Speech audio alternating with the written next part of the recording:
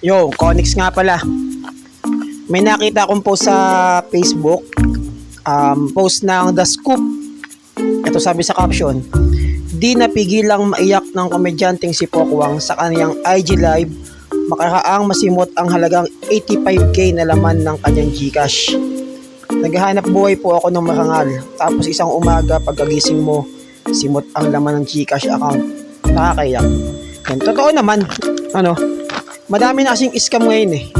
Hindi natin alam kung paano nangyayari.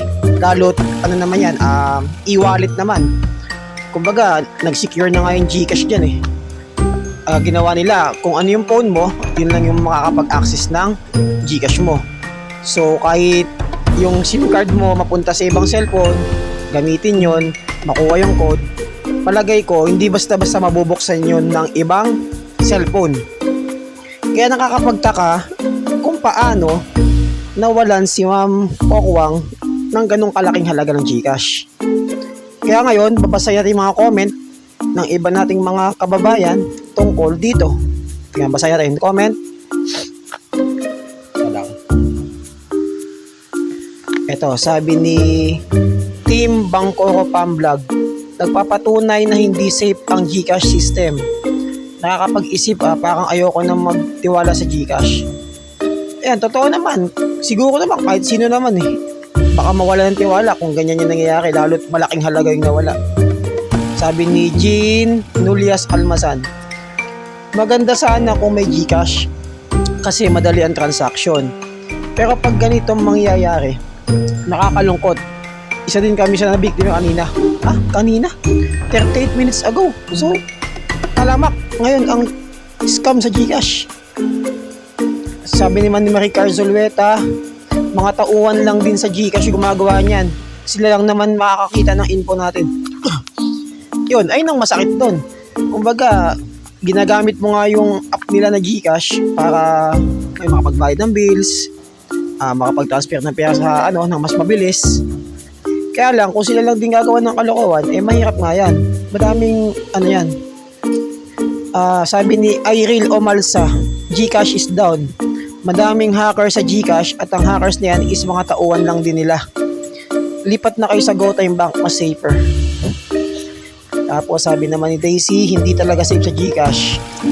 Sabi ni Amara, tapos pahirapan pa mag-verify. Yun na nga eh. Pahirapan mag-verify. Tapos, ganyan pa yung nangyayari. Kumbaga, may facial recognition na nga eh. Meron pang fingerprint.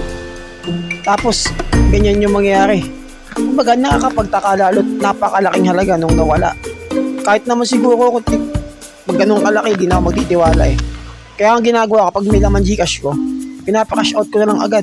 Kaysa naman magulat ako, kinabukasan o sa mga ilang araw, nawala na nang hindi ko na alam kung anong nangyari. Sabi naman ni Pearl, hindi pa din talaga safe sa Gcash. Grabe naman. May parapol pa silang nilalaman tapos ganito pala gagawin. Gawan sana action ito. Yon, yung raffle naman, siguro kung tinutukol na ito, yung halimbawa nag-load ka gamit ang Gcash, meron silang mga ang ticket na resyo yan, meron ka entry, mananalo ka ng ganito. Pero ako hindi ko na hindi ko na kinukuha.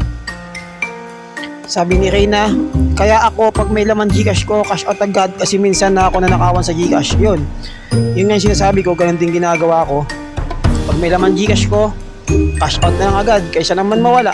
O kaya, kung malaki man yan, hindi kayang i-cash out sa mga tindahan, sa mga grocery, edi transfer mo na lang sa sa bangko kung pwede. Kaysa naman ganyan, biglang mawala. Tapos, sabi ni Chester, lesson learned, huwag mag-stock ng pera sa Gcash, bagkus, daluyan lang dapat. Sa akin nangyari naman, nagbawas sa akin ng Gcash, knowing na nakapag-unsubscribe na ako sa isang app before mag-end ng date. Pero nagtaka ako, nagbawas pa din. Nagbawas pa din siya kahit nakakancel na yung premium sa YouTube before. Unsafe. Isa pang problema din yun. Yung Gcash, ginagamit yan kapag halimbawa meron kang subscribe sa isang app. Kung kung palabas man yan, halimbawa Disney, Netflix, tas yung Gcash mo, automatic magbabawas yan buwan-buwan.